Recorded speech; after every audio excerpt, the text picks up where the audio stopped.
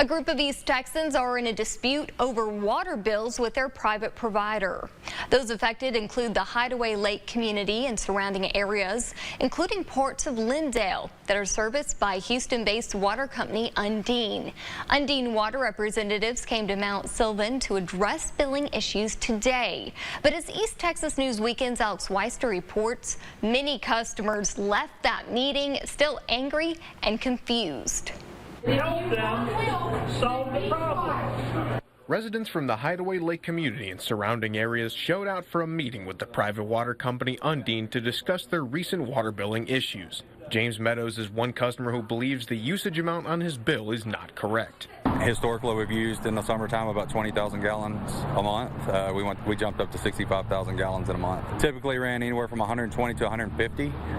This last bill was $483. Others say they've contacted the state on the cost of their water and the usage numbers that they believe are high. The company spokesperson says the rate increase came after they bought the utility. The rate increases were approved by the state. The acquiring utility brings in the acquired utility into our existing rates. That's a hard hit on every customer that's brought in from a $20 base rate to our current $50.93 base rate without going through the due process. Another one of their main concerns. Why weren't the consumers notified that their rates were going to quadruple? Why didn't we just get left out of the mix? Right. Public Affairs Manager Rick Melcher replied, "We cannot continue to have an inability for y'all to get through and get an answer from folks. That's high on the list of things." While the meeting was meant to provide clarity, some who we spoke with say they left with more questions than answers and just as frustrated as when they came.